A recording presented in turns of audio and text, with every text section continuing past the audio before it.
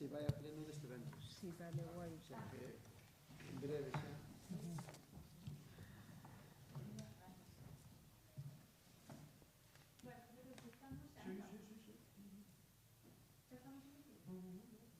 Sí, ui, un segundo. Si se me empañan as gafas, abrímonos un pouco, saco a máscara, non? Porque eu creo que co rollo da... Sí, xa estamos. Sí. Ola, moi bo día a todas e a todos. Presentamos hoxe as xornadas de ilustración urbana e facémolo as tres entidades que directamente estamos implicadas nela. A Consellería de Acción Cultural, que é a que eu represento, a Deputación da Coruña, está aquí o diputado de Cultura, Xurxo Couto, acompáñanos unha vez máis, e a organización das xornadas, Gemma Cesar, que, como todos sabedes, están, ela leva o liderado destas xornadas dende os seus inicios. Este ano, as xornadas de ilustración urbana van a dar un paso adiante na súa virtualidade, como despois nos contará Gemma, que tamén nos explicará moi polo miúdo o programa. Abrir as xornadas a un evento predominantemente online é este ano case unha obriga, pero agradecemos enormemente que existan estas ferramentas que nos permitan seguir gozando dos eventos culturais e encontros con artistas cos que non compartimos xeografía. Eu creo que esta situación de emerxencia márcanos un camiño que haberemos que transitar moito nos vindeiros meses, que, como todas sabemos, van a ser incertos. Nos mantémonos en seguir programando e facendo actividades culturais, nos casos como este, abertos a cantas persoas que irán asistir dende as súas casas. Non nos cansamos de repetir que dende o Concello mantenémonos firmes en seguir apoiando o tecido cultural local e galego, mantendo a nosa programación sempre que a situación sanitaria nos lo permita. En este caso, como ven acontecendo nos últimos meses, adaptámonos ás circunstancias. Por iso, este ano as xornadas de ilustración urbana concéntrase nun só día, o sábado 7 de novembro. Ese día, tanto a mañá como a tarde, poderemos gozar de diferentes entrevistas e encontros cas ilustradoras e ilustradores. A moitos deles xa os coñecemos na edición de verán de Compostela Ilustrada, que celebramos neste pasado mes de agosto, e o 7 de novembro teremos a oportunidade de afondar nos seus traballos e propostas artísticas.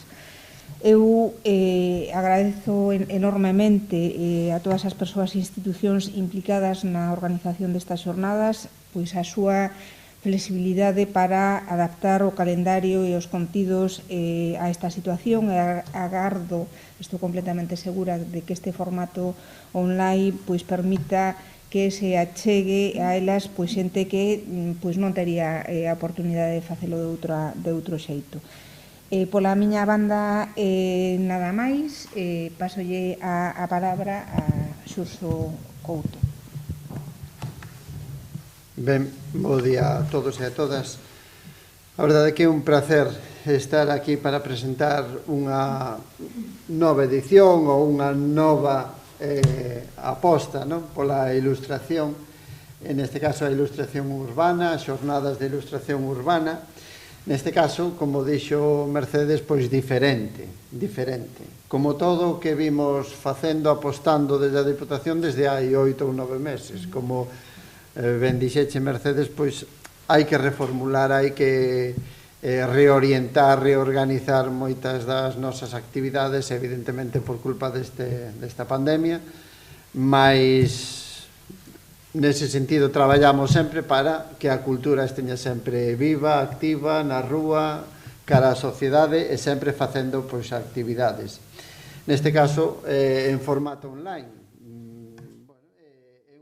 É unha opción moi válida porque así pode entrar todo aquel que queira a estas xornadas. Entra, digamos que a ilustración urbana destas xornadas entra nas casas. E da man de ilustradores de gran prestixio, que nos van mostrar os segredos, as técnicas, as posibilidades, todo o que eles teñan a ben. Por outro lado, evidentemente, agradecemento sempre e recoñecemento sempre ao esforzo da organización por manter e adaptar o programa a estas novas circunstancias. Desde a Diputación da Coruña sempre defendemos que a cultura non contaxia, que ten que seguir porque forma parte da nosa propia vida e é a vida precisamente do que estamos a falar. Apostamos claramente polas non cancelacións, pero sí polas reformulacións de iniciativas e programas, evidentemente con prudencia, con precaución, sempre cun cumprimento riguroso das normas que no día a día, porque vemos que isto é moi cambiante, pero que no día a día sempre esteñan aí cos protocolos sanitarios para coidarnos de vencer a este virus. E o venceremos, evidentemente, e o venceremos con cultura. Aplaudir a flexibilidade, esta flexibilidade da Compostela Ilustrada de maneira telemática para poder chegar a máis persoas e, evidentemente, para poder dibuixar a esta cidade, a capital galega, que, evidentemente, parece que naceu, e digo como o sinto, Compostela parece que naceu para ser dibuixada, para ser ilustrada, porque ten esa maxia fantástica.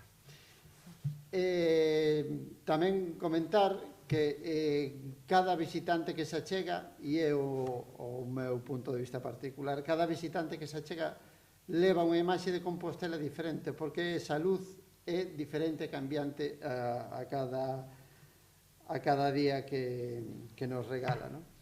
Entón, nos apostamos por estas xornadas de ilustración urbana, por este cambio que a organización orientou, e agardamos que sexa todo un éxito. Parabéns pola reformulación, parabéns á organización, ao Concello. Desde o meu punto de vista, sempre estaremos aí apoiando xornadas como esta. Grazas. Agora lle pasamos a palabra a Gemma César, que é a coordinadora e realmente deu a este proxecto. Bueno, o primeiro agradecer a tanto ao Concello de Deputación o apoio. No mes de xuño xa planteamos esta idea porque veíamos que era imposible traer como traíamos durante todos estes anos a 150, 200 persoas. Entón, na xornada que fixemos en verán de Compostela Ilustrada decidimos gravar, porque naquel momento se podía e as condicións eran axeitadas, gravar unha serie de entrevistas que durante estes meses estivemos a editar para presentalas nesta xornada. Tratamos de reproducir aquí o que eran as xornadas de ilustración urbana. Facíase 2 tardes no Auditorio de Galicia. Tiñamos un mural ilustrado que se facía nos pasillos mentres había as conferencias. Tiñamos tamén a opción de que a xente ao mediodía solía sair a ver a exposición que houbera no auditorio. Entón, o que fixemos foi reproducir ese mesmo esquema nunha sesión online. Se inaugurará ás 11:30 da mañán do 7 de novembro. Maru Godas, que é a moderadora, entrará dende a súa casa, lóxicamente, e irá falando con todos os ilustradores que estiveron que están implicados no programa, non? Irá falando do seu traballo, do que están facendo nestes momentos e demais, e despois dará paso a esas entrevistas que gravamos, que son como as conferencias que se facían no auditorio, non? Ten unha parte de a persoa falando, pero tamén ten moita ilustración, moita riqueza de imaxe, que é o fondo o que lle interesa tamén a xente, non? Ver como dibuixan outros. Comezaremos con María Herreros, que foi a encargada tamén este ano de facer o mural. Veremos como gravamos todo o mural, que se desenvolveu en 2 xornadas. Serán 20 minutos que iremos poñendo por pezas. Despois falará Catalina Rodríguez do seu proxecto 2 Camiños, Santiago Cumano, que se estrea tamén neste mes no Museo das Peregrinacións. teremos esa exposición que a xente iba a ver ao mediodía, porque gravamos unha das últimas do ano pasado, primeiras deste ano, que foi Xirarei, no Auditorio de Galicia, e despois pola tarde temos algo especial que é que nos iremos a ONS, porque marchamos con Anxo Sumais e Pablo Rosendo a ONS para gravar ali unha peza sobre o seu traballo Sendas de ONS.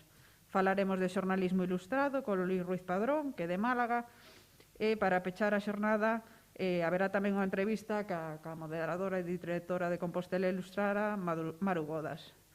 Todo elo é a través de Zoom, todo o mundo pode apuntarse gratuitamente, xa están aberta na página web para apuntarse, e o que nos permite isto é, por un lado, botar moito de menos a xente que non pode vir aquí e non pode estar con nós e vivir a xornada desta maneira, pero tamén nos abre as portas ao mundo, porque sí que había moitísima xente de Sudamérica que sempre nos estaba a preguntar se facíamos algo online, se faríamos algo, se podían ver algo, co cal esta xornada permitirá que todo o mundo poda entrar de maneira online e desfrutar das xornadas. Bueno, isto é un exemplo de previsión. Sabíamos que isto podía pasar, e de feito, bueno, e no caso de Compostela Ilustrada, destas xornadas, pois claramente xa Gema anticipouse un pouco aos posibles acontecementos como é o caso, non? Pero é algo que se está facendo en todas as actividades que estamos programando e reprogramando, non?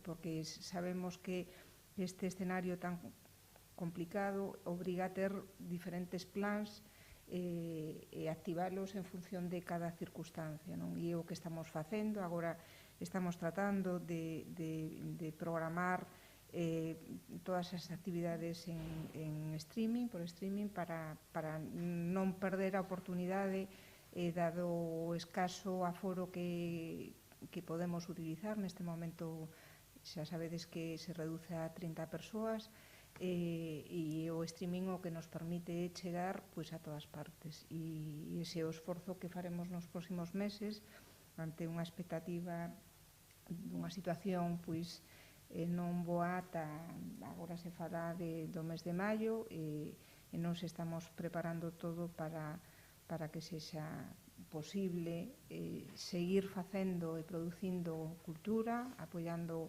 os sectores culturais da nosa cidade de Galicia, para que a cultura non pare, non? Sempre na medida das nosas posibilidades, pero con ese obxectivo de seguir apoiando a un sector que está francamente moi afectado dentro da afectación xeral que hai producida por esta situación que estamos vivindo, non? Sobre outro asunto, pregunta María Teixeiro, como vai o gromo da Banda Municipal de Música en Santiago? Cantos positivos se detectaron e que medidas se adoptaron? Pois as medidas que se adoptaron exactamente hai unha semana, cando tivemos coñecemento ás 9 da mañá de que había un músico que dera positivo, foi interrumpir absolutamente todas as actividades, tanto a nivel de ensaios como a nivel de concertos, á espera de ter un coñecemento xa máis real do nivel de afectación. Hai 6 músicos positivos, se foron facendo as probas a partir dese día, o que hai. Agora hai que quedará interrumpida ata que a situación non se normalice, como en moitos outros colectivos.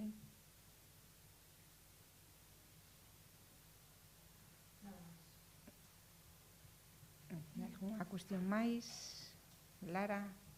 Nada. No, eu preguntarlle precisamente polo tema dos aforos, pero como xa Sí, nada. Non sei se a restricción se quedará aí, nesas 30 persoas que se permiten despois das restriccións que aplicou a Xunta, ou coa declaración do estado de alarma o Concello valora unha maneira...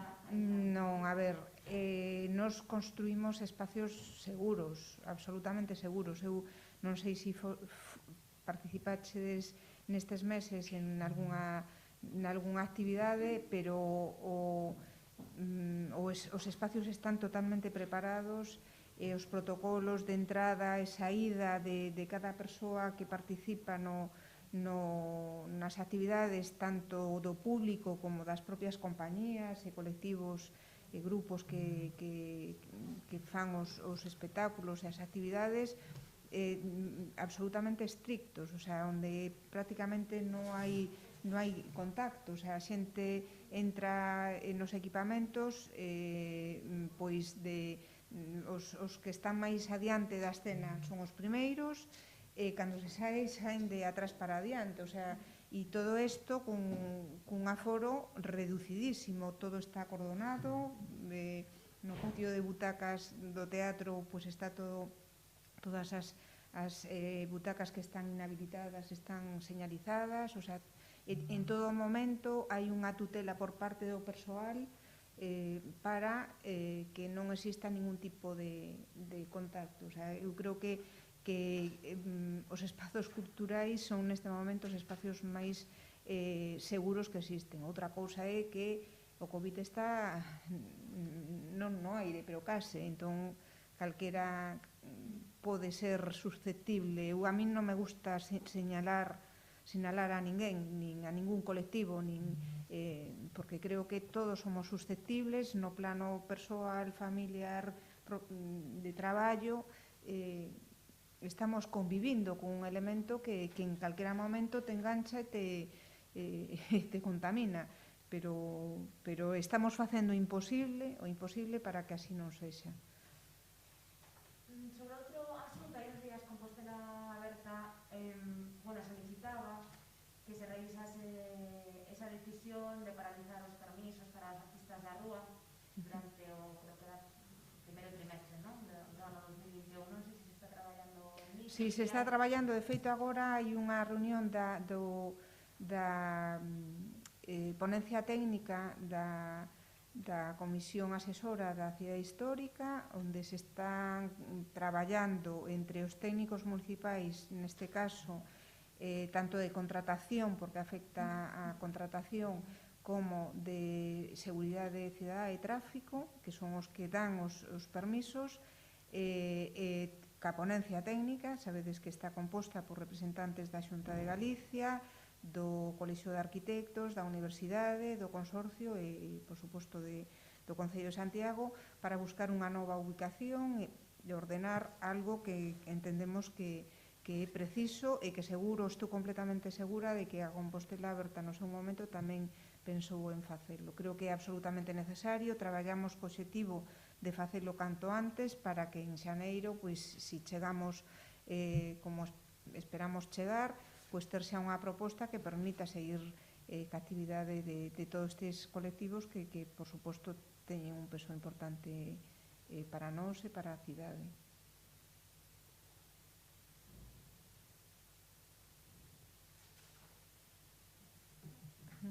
Algúna cuestión máis? Pois moitísimas gracias e ata o xoves, que creo que temos outra. Vale.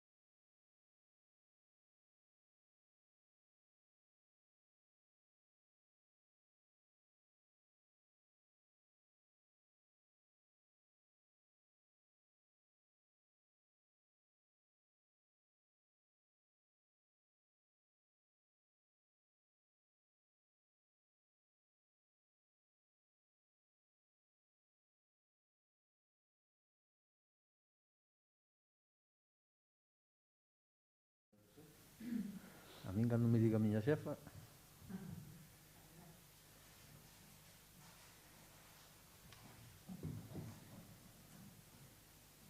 Estou unha con máscara. Sí. Vale.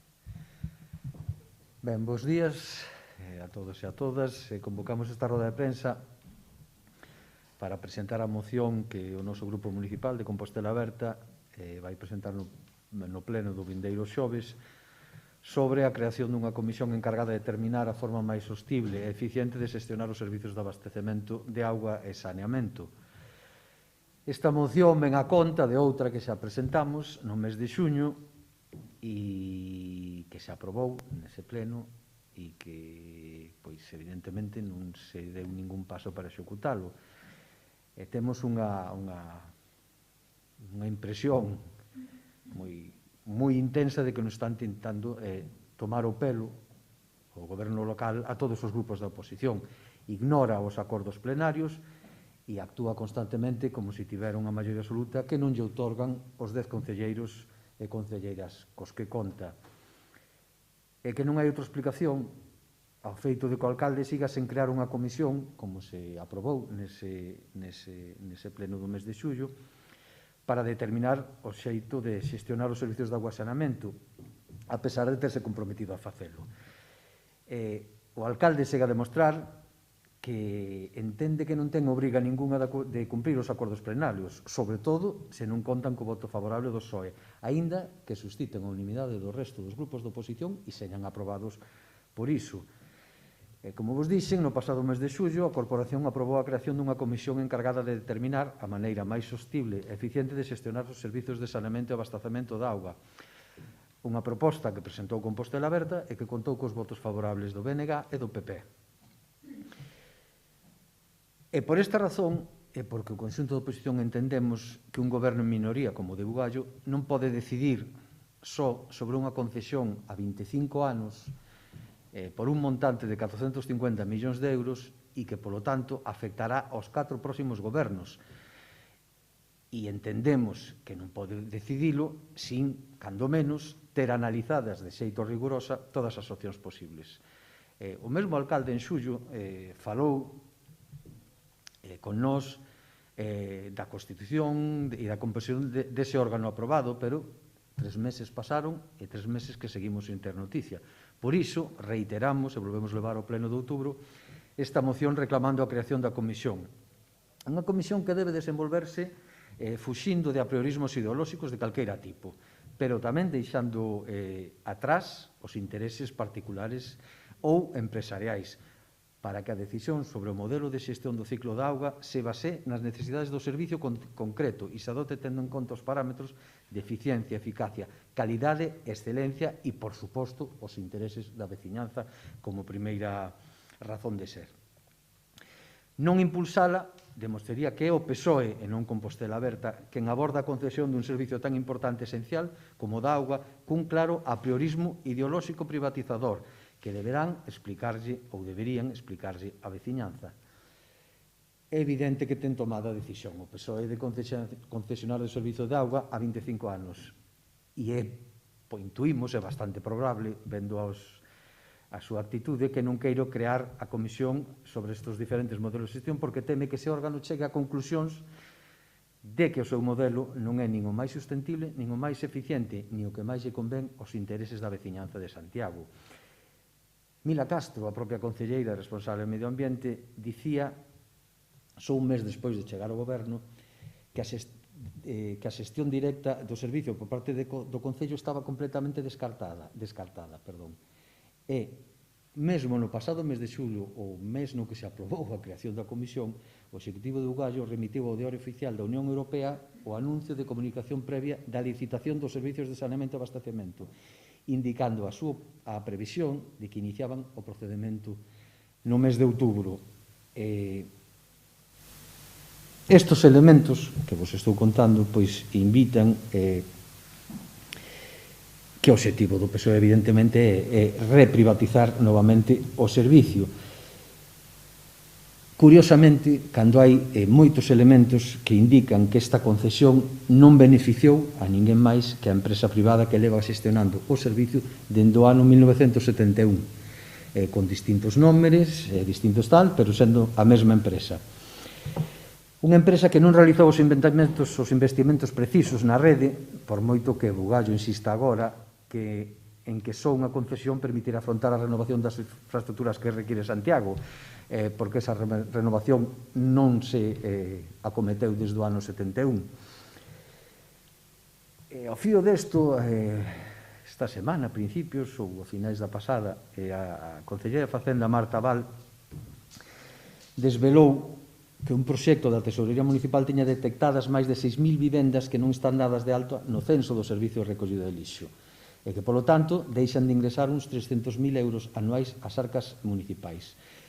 Lembrar que ese proxecto da Tesorería Municipal iniciouse durante o pasado mandato, porque o noso goberno daquela foi quen atendeu un informe do Tribunal de Contas do ano 2005 que analizaba unha etapa anterior do goberno de Bugallo, no que cuestionaba que a empresa concesionaria de auga xestionara todo o proceso de cobro de auga e de recollida do lixo, desde a elaboración do padrón á emisión dos recibos. Os traballos iniciados no pasado mandato desvelan esa falta de control que implica que haxa 6.000 vivendas que tiñan que estar dadas de alto no censo e que non están dadas de alta. E, polo tanto, constatan unhas perdas moi importantes para as arcas municipais. Pois esta falta de control foi o que nos decidiu a iniciar este proceso de investigación e en abril de 2017 asumir desde o Concello o cobro dos recibos de auga do lixo por vía executiva. Estes datos que vos digo agora demostran a absoluta falta de control que tivo o Concello sobre unha concesionaria desde o ano 1971. Unha concesión que se foi prorrogando irregularmente segundo o propio informe dos Consellos de Contas e tamén evidencian o pouco interese do PSOE e de Bugallo por regularizar a situación, posto que ignorou durante anos esos informes do Tribunal de Contas. E sementan moitas dúbidas sobre os beneficios que supón para a institución municipal, digo beneficios, entre moitas aspas, os beneficios supón para a institución municipal manter o actual modelo de servicio, o cal tampouco nos debe sorprender, porque Bugallo foi o alcalde que transixiu e permitiu todos este anos esta falta de control que claramente favorece única e exclusivamente os intereses de Aquagés Viacua. Debería explicar por que ten tanto interese en seguir mantendo ese contrato en mans privadas. Preguntas?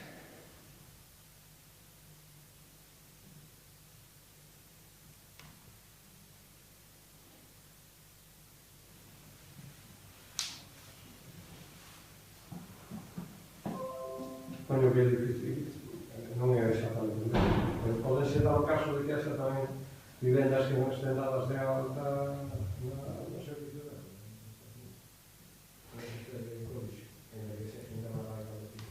A ver, hoxe en día aínda queda algunha vivenda, por suposto que está sin conexión de agua ou sin conexión de sumidoiro, e posiblemente, pero son algunhas vivendas no rural, non poden sumar o montante de 6.000 vivendas que están sin control. Evidentemente, hai casos de todo tipo, pero 6.000 vivendas indica un buraco moi serio de controle e de xestión do servicio de augas por parte da empresa que está obrigada a elaborar o censo e por parte do Concello que é obligada a controlar esa elaboración. A idea inicial de Marianos era a colaboración entre Teo e Compostela, a gestión da auga, anos despois, pasaron os anos, Teo sigue o fixo, pero anos o leva con muchísimo retraso, tampouco parece que haxe un real interese e Compostela. A ver, aquí hai dous temas que hai que sinalar. Un é o tema legal. Hoxe en día, inmersos como estamos nunha sociedade neoliberal radical, para concesionar un servicio a unha empresa privada non hai ningún tipo de traba administrativa, é un proceso absolutamente áxil e rápido. Para xestionar o servicio por parte dunha entidade pública é totalmente o contrario. Hai unha cantidad de exixencias justificativas, documentais, etc., que implica que son procesos moi difíciles que normalmente incluso adoitan rematar nos xulgados. Na nosa etapa iniciamos ese proceso. Si lembrades, creouse esa comisión, que agora volvemos a demandar, evidentemente unha comisión creada que decaeu cando cambiou o mandato, cambiou o goberno, pero creouse esa comisión e se iniciaran as primeiras xuntanzas e a solicitude dos primeiros informes cara a avaliar cal era a opción máis interesante. Insisto, facémolo sin apriorismos. Evidentemente, Compostela Aberta sempre aposta por unha xestión pública dos servicios, pero que sí que temos clarísimo que calquera decisión que se tome nunha concesión a 25 anos con este montante de cartos ten que estar moi justificada con informes técnicos e económicos, e hoxe en día non existen estes informes. Tómase unha decisión baseada pois no capricho que teña o alcalde ou nas razóns que el pode explicar, que eu descoñezo, pero que non me parecen razóns mínimamente defendibles, para apostar directamente por reprivatizar ou volver a concesionar o servicio sin avaliar de ninguna maneira calquera outra opción, que non digo que sea exclusivamente a remunicipalización, podense facer empresas mixtas, podense facer distintos sistemas que reforcen a capacidade de control que poda ter o Concello sobre un servicio tan esencial que lembrar que un dos dereitos humanos básicos, que é o acceso á auga e aos servizos sanitarios. Aparte da moción, para solicitar a nova creación da comisión, non sei se se plantexan solicitar a comparecencia do alcalde ou do equipo do goberno para que explique todas estas un pouco irregularidades e como vai o proceso, non, para de cara a esa conclusión. Ben, son cousas que iremos vendo segundo paso tempo. Non só agora que exiximos, insisto, despois de 3 meses que constitúa esa comisión e que empece a desenvolver os seus traballos, e que, por favor, que non nos tome por tontos cando aproba a creación dunha comisión e inmediatamente o que fai é publicar que vai iniciar o proceso de licitación do servicio. Eu creo que ata é unha falta de respeto cara a oposición e unha falta de respeto cara aos gobernos vindeiros que van a padecer as decisións que se tomen ao respecto deste servicio. Estamos falando de 25 anos de concesión. Abrangue 4 gobernos municipais, sexan de acordo que sexan. Eu creo que unha decisión deste calibre ten que ser moi consensuada e cando menos, moi discutida e moi debatida entre todos os grupos do Concello. E mesmo ca cidadanía, que ten dereito a saber, coñecer e mesmo opinar sobre un servicio desta importancia e deste volumen económico. Non é a primeira vez que Compostela Aberta denuncia os incumprimentos dos acordos plenarios, tamén outros grupos da oposición. Non sei se levan unha conta de cantos a todo momento se incumpriron ou cales son os máis destacados. Eu conto ahora mismo de memoria, non sei dicir, pero son moitos. Pero hoxe en día o que ten máis afección directa as contas do Concello, as contas da veciñanza e a calidade de vida da veciñanza é o servicio do que se chama do ciclo da auga, de saneamento e de depuración de augas.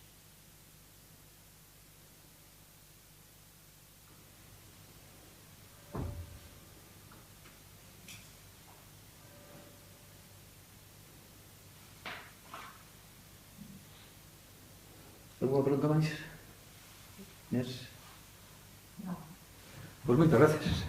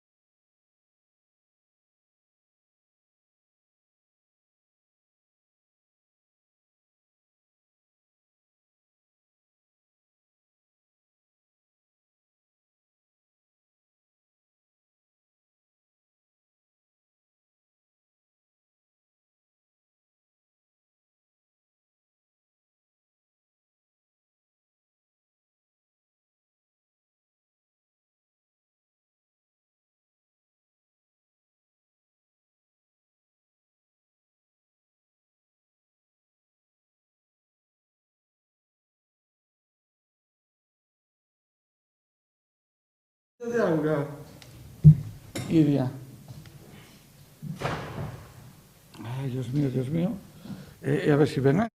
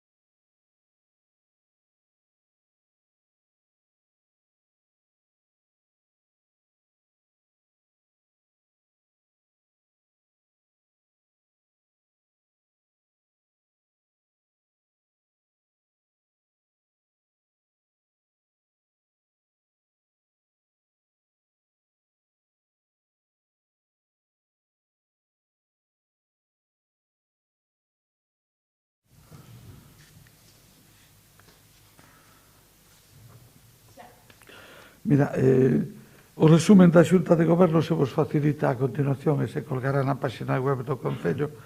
Polo tanto, non vou insistir en demasiados temas, simplemente en un, que é no tema de bolsas de comedor. Se resolveu definitivamente a convocatoria. En principio, asígnanselle bolsas de comedor a 563 nenos e nenas, que son un 10% máis que o ano pasado. O ano pasado foron a 510, este ano temos 53 máis. Non hai lista de espera, por lo tanto, todas as solicitudes quedan resoltas e a contía desta beca é de 90 euros ao mes. En segundo lugar, en material escolar, concédense 277 axudas para a adquisición de material escolar e en materia de conciliación, básicamente orientado a actividades extraescolares, concedéronse 100 axudas. Eu creo que isto é o tema para mí máis significativo. Logo, o resto é dar conta de convenios, algunhas licencias de obras, tamén algunhas sentencias xudiciales e pouco máis. Por tanto, non sei se sobre esta cuestión hai algunha pregunta.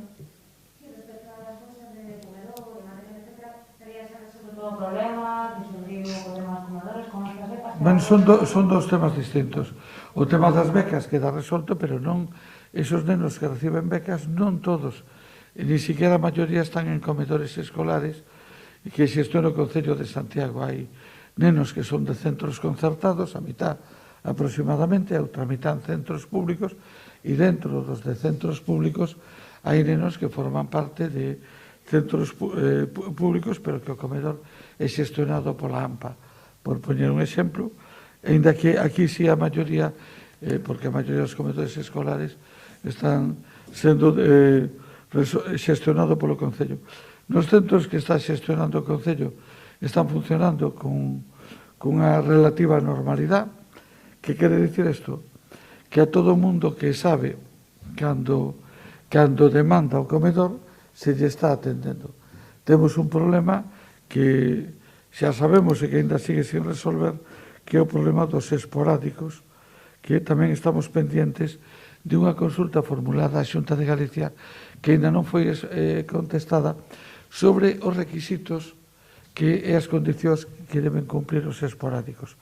Como é sabido, con relación ao ano pasado, pois simplemente, se un neno máis quería vir a comer, pois se poñía unha silla máis e un plato máis, e onde comen 215, comen 216. Este ano iso mudou, porque a norma da Xunta obriga a que cada neno utilice sempre a mesma silla e a que cada neno este sempre dentro do seu grupo burbulla. E, claro, se efectivamente podemos ter unha silla disponible dentro do grupo burbulla do que forma parte na clase, pois esos casos se están atendendo. Pero nos casos en que non é así, de momento ese tema sigue sin resolver. Ora, ese tema é evidente que no contexto xeral é unha parte minoritaria dos usuarios diarios.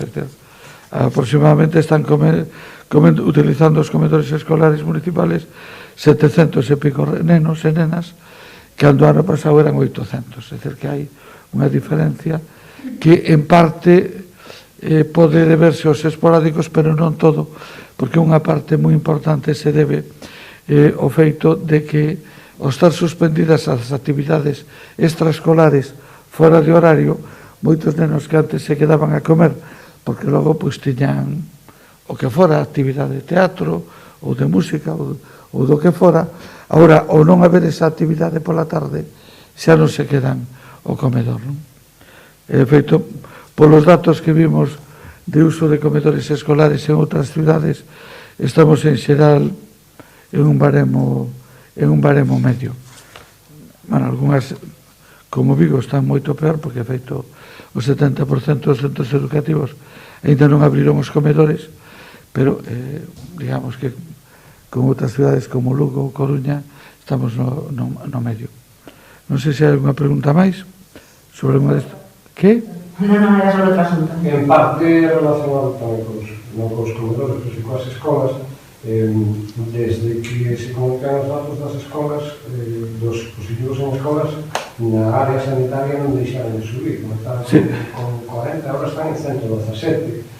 Non sei se... Pero non é o tema das escolas, é que todos os datos están subindo. Eu decía onte, o dato desta mañán non o teño aínda, pero decía onte que nas 3 últimas semanas, onte foi o primeiro día que baixou lixeirísimamente o número de casos activos en Santiago.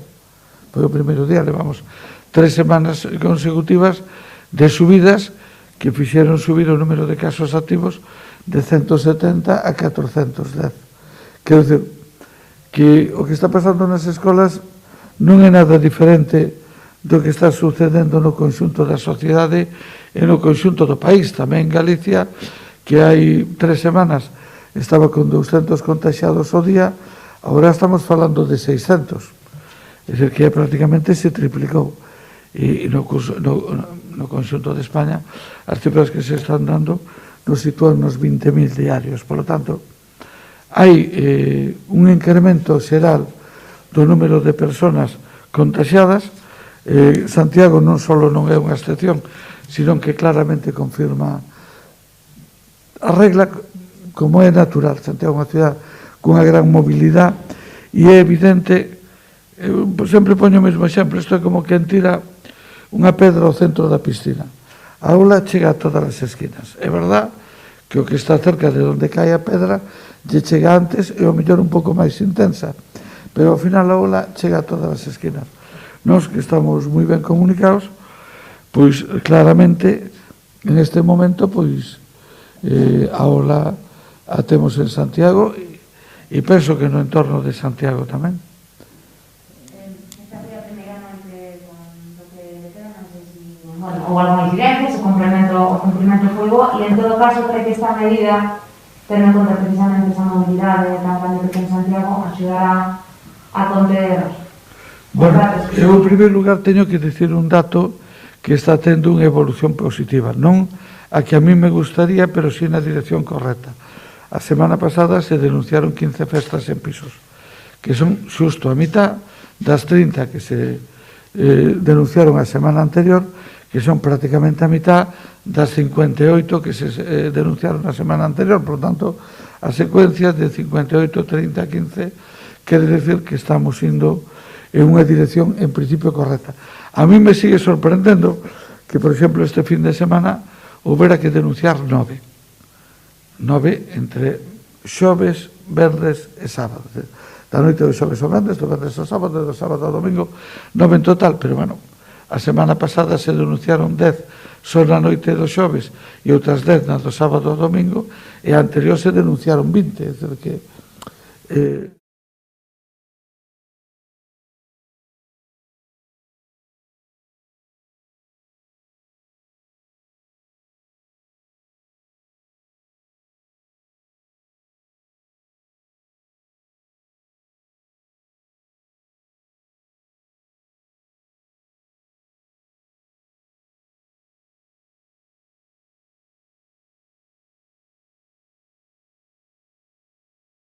sin ser vos.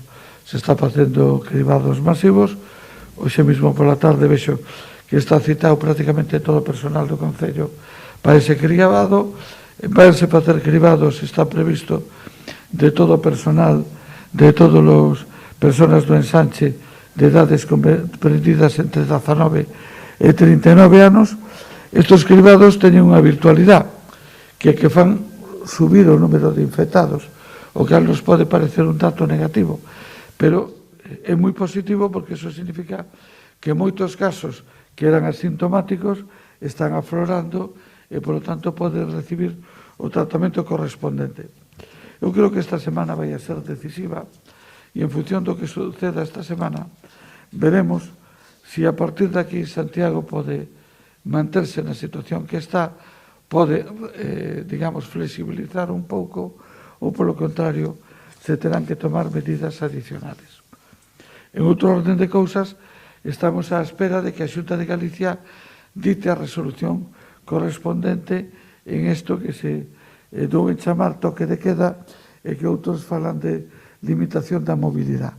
Bueno, chámeselle X, eu espero que a Xunta saque unha resolución o antes posible, porque senón temos aí un problema, é dicir, o que di a lei, o que di o decreto, é que o toque de queda é de 11 da noite a 6 da mañán. Por tanto, é de 11 da noite a 6 da mañán, salvo que a comunidade autónoma pode ou adiantalo hasta as 10 ou retrasalo hasta as 12. Eu urxiría que a comunidade autónoma resolva canto antes, porque é un pouco complicado meterle unha multa a alguén por ir ás 11 un minuto, se o mellor dentro de 2 días podría salir hasta as 12, ou aínda peor. Previsiblemente a hostelería teremos de que exixir o peche a lo menos media hora antes da hora límite para que as persoas poidan chegar ao seu domicilio con tranquilidade. Claro, non é o mismo reclamarlle a hostelería que peche ás 10:30 que peche ás 11:30. É dicir, é unha diferencia notable.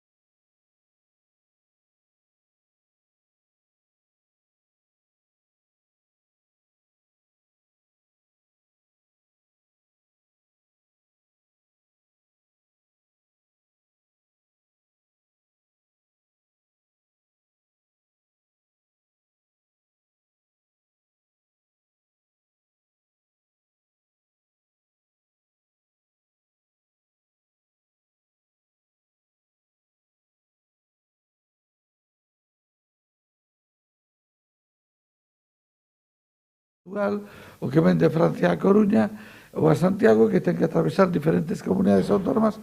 Entón, a norma prevé que ese tránsito se debe manter. Eso sería aplicable aos peregrinos. A verdade é que teño bastantes dudas ao respecto. Eu espero que se clarifique en algún momento. De momento, eu non vi aínda ninguna comunidade que pechara adoptar o acordo de peche perimetral de paso. Non. Creo que Navarra e a Rioja si estaban con elo. Estaban con elo Navarra e a Rioja. Bueno, Navarra é un punto de paso fundamental dos peregrinos de Santiago.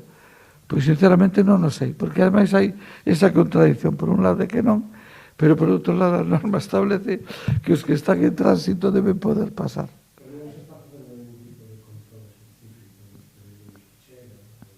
Os peregrinos que chegan imos a reforzar o control sobre o tema das mascarillas, porque moitos tenden a vir con mascarilla baixada. Entón, imos a reforzar en San Lázaro e, sobre todo, pero nas entradas principales, o control para exigirles que veñan con mascarilla. Perdón, que non me quedou claro. Entón, entendo que foi un ano de tranquilas e problemas e que vostede con vos ollos esta medida, este toque de queda, que axudará. Eu creo que axudará. O que sí espero que a comunidade autónoma, exercendo a competencia que o decreto lle otorga, canto antes determine cal é o horario de toque de queda en Galicia, porque se non temos unha situación un pouco incerta. É dicir, teño claro que se o carácter xeral é de 11 a 6, antes das 11 non se vai sancionar a ninguén, pero se a comunidade autónoma pode fixalo ás 12, de 11 a 12 temos unha situación aí un pouco complicada. Eu que lle pediría que canto antes clarifique esa dúbida e nos diga se queda ás 11 como di o Estado ou se vai exercer a súa competencia, por exemplo, ou vai poñer a outra hora distinta. Pregunta a Pres, se é partidario de que o toque de queda comece ás 10 en Galicia ou que franxa horaria considera axeitada? Eu non me atrevo a contestar a esa pregunta. Iso é unha valoración que ten que facer a comunidade autónoma a partir do que informe ou que decida o comité clínico. Honestamente, creo que as medidas teñen que ser as que teñan que ser, por duras que sean, pero teñen que ser as que teñen que ser. Tampouco ten ningún sentido adoptar medidas máis drásticas se non se considera xustificada a adopción desas medidas. Por lo tanto, eu aí me remito á autoridade competente, delegada en este caso, que é a Xunta, e me remito ao comité clínico como grupo de expertos que deben facer esa valoración. E Paula da COPE pregunta como foi o cumprimento esta fin de semana en xeral das medidas por parte da ciudadanía. Eu creo que bastante ben. Decía antes que, por exemplo, da noite do xoves ao venres houve 4 festas de pisos, en pisos, do venres ao sábado houve 3, do sábado ao domingo 2. Lóxicamente, a mí me sigue sorprendendo que haya 9 grupos de personas que monten festas en esta situación e, desde logo, van a ser sancionados os 9 grupos. Pero quero recordar que na semana anterior foran 24 ou 25. Por lo tanto, está claro que a dirección está sendo a correcta, os veciños están moi encima de este tema e están chamando a policía e, desde logo, a policía está acudindo en todos os casos e tramitando a denuncia e a sanción correspondente en todos os casos, que en estos que acabo de mencionar todas as multas son entre 500 e 750 euros cada unha, claro. Nos escoitou ben o do cribado no ensanche e quería manifestar a Galega se podía repetir. Que o que me ten manifestado a Xerencia dos Sergas é que xa están procedendo, creo que xa empezaron con el, o cribado no ensanche de toda a población entre 19 e 39 anos. Pregunta Rosa, en que situación coloca este toque de queda o sector turístico, sobre todo os máis afectados, hostelería e hospedaxe? Vamos a ver, en hospedaxe, en principio está afectada esencialmente pola reducción do turismo. Pero a reducción do turismo non é un problema que teña relación co toque de queda. Ben, desde hai tempo, os datos turísticos que temos son aproximadamente un 70% menos do que eran o ano pasado polas mesmas datas. Por lo tanto, ese problema xa estaba aí. Eu non creo que o toque de queda o sector hoteleiro lle supoña un cambio moito maior, máis alá de que cada vez que se toma unha medida é unha nova volta de tuerca e cada vez hai menos xente con ganas de viaxar. Porque a xente para estar encerrada na habitación do hotel tampouco ten moitas ganas de ir de viaxe. Con relación ao sector hosteleiro, si é unha volta de tuerca máis nova, porque hasta ahora o sector hosteleiro estaba funcionando hasta 1 da mañán, entón en función do que decida a Xunta de Galicia, a súa hora límite serán as 12 da noite, as 11 ou incluso as 10. E, lóxicamente, eso si vai a ter un grau de afectación significativo. Pregunta María Xosé de Radio Galega se xa se pecharon os recintos deportivos. Que non son os recintos deportivos, son as pistas polideportivas ao aire libre. Repito, pistas polideportivas ao aire libre. E entendo que si están pechadas xa. Logo hai recintos deportivos que teñen un uso moi limitado de acordo coas condicións que están fixadas na orden da Xunta. Pero aí se establecen diferentes categorías.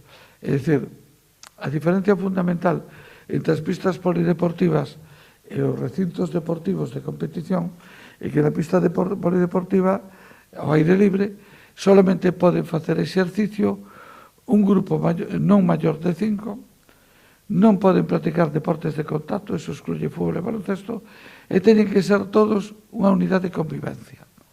E iso que decimos, eso é inviable. Hai algunha persona que vai a xogar no mesmo equipo co seu irmán, pero que vaya co seu avó, co seu pai, coa súa nai, eso é imposible. Non hai equipos desa naturaleza, por lo tanto, eso fai inviable. Por lo tanto, pechamos. Ora, nos recintos deportivos si está autorizado tanto o entrenamento como a competición en determinadas condicións, con aforos superlimitados ou sin aforos prácticamente de público. Eu antes estuve no partido Compostela Deportivo e teño algunha foto de ver todas as gradas de preferencia, fondo sur, fondo norte, absolutamente baleiras, ninguna sola persona situada en elas. Bueno, pues, pero sí se pode ver competición e desde logo os xogadores do Compos e os xogadores do Deportivo seguramente serán unha gran familia, pero non creo que sean unidade de convivencia entre eles, nin co entrenador nin co presidente do clube. Quer dizer, que hai actividade deportiva en unhas condicións enormemente limitadas. Mañán martes penso ir ao partido do Obradoiro. E, bueno, estaremos ali 4 ou 20 en un recinto de 6.000 personas. É unha pena, pero é o que hai. Ante este novo escenario, o Concello estudará novas medidas de apoio aos sectores turísticos máis afectados? Miren, nós facemos o que podemos facer, pero as nosas capacidades son enormemente limitadas. Eu que espero que as administracións con competencias directas ou con competencias delegadas, é dicir, a Administración Central e a Administración Autonómica, elaboren un plan de axudas e de apoio moi potente a estes sectores.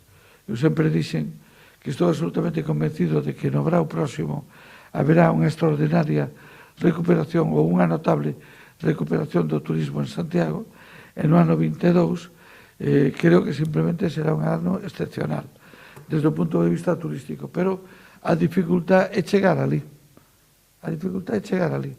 Eso ten moito que ver co pago de hipotecas e de intereses bancarios, ten moito que ver co pago de rentas nos casos de alquileres. E, por lo tanto, aí é necesario un plan de axudas directas moi potente á altura do problema que hai. Entendo que coincide entón coa reivindicación da manifestación que van a facer a hostelería o mércores en onde piden indemnizacións. Bueno, en boa medida, sí. É dicir, eu podo dicir que hai un agravio comparativo. É dicir, vostede verá que nunha ría, cando se di marea vermella, se pecha, pero as mariscadoras reciben unha renta durante o tempo que está pechado os bancos marisqueiros. Aquí se están tomando decisións que supoñen unha afectación tremenda e as axudas que se están habilitando non gardan relación coa magnitude do daño que se está causando. Eu vin con simpatía, por exemplo, en Cataluña acaban de acordar unha reducción dos alugueres do 50%, o 80% da hostelería de Santiago son inquilinos, non son propietarios.